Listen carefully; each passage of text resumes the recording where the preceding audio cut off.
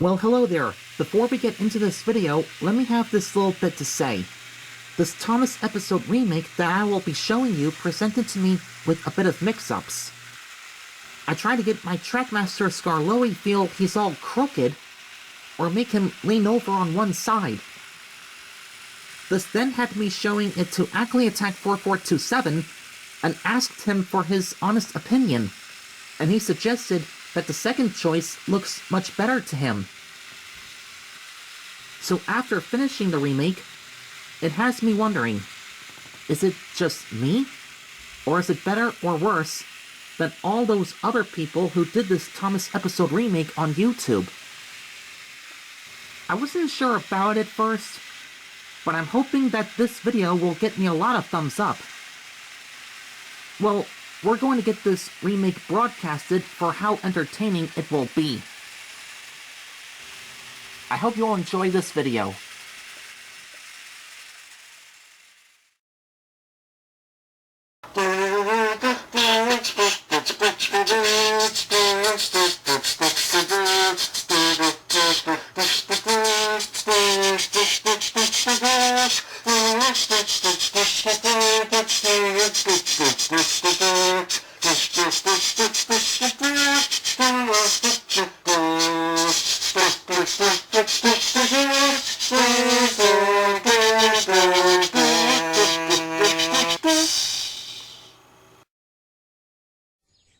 If you should visit a place that has a lake in the woods and a beautiful waterfall, then you may also find two little engines called Skarloey and Remake.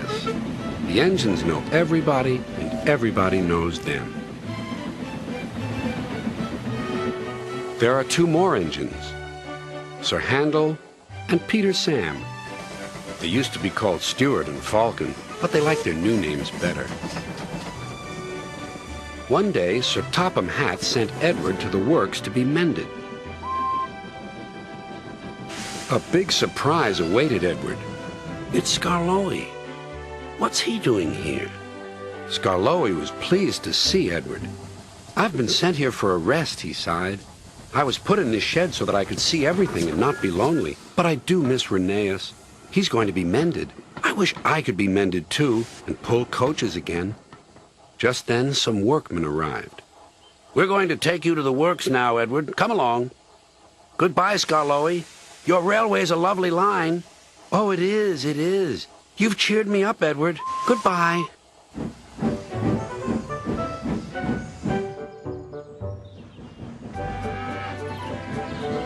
Meanwhile, Sir Handel was having trouble with some coaches. He tried to be kind, but the coaches didn't trust him. They were awkward and rude. There was worse to come. Some careless sheep had strayed onto the line. He's bumped us, screamed the coaches. Let's get back at him. They surged into Sir Handel and pushed him off the rails. No one was hurt, but Sir Handel limped sadly to the shed.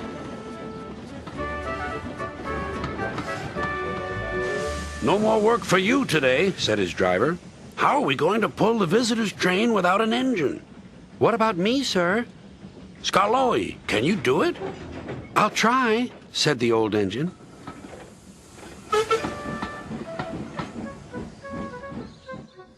The coaches stood at the platform.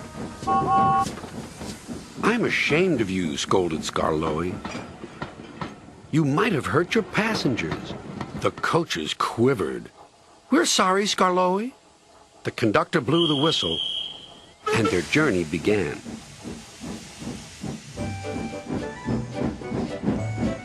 Skarloey remembered all the gates and stiles where he had to stop. The sun shone, the rails were dry. This is lovely, sang Skarloey.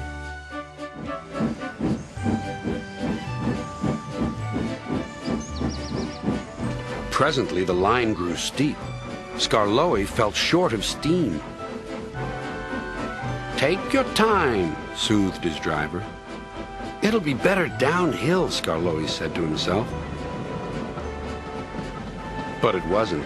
His springs were weak, and the rail joints jarred his wheels. At last, a spring gave way. "I feel all crooked," cried Skarloey. "We'll need a bus now for our passengers," sighed his driver. "No," pleaded Skarloey. "I'll get them to the station or burst." James was waiting at the platform. Clanging and clanking, Skarloey steamed in. "I'll do it! I'll do it! I've done it!" James collected his passengers and respectfully puffed away.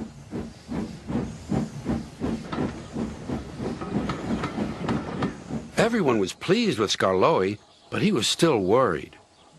"Old engines can't pull trains like the young ones can." "They can if they're mended, Old Faithful," smiled his driver. "And that's what's going to happen to you. You deserve it."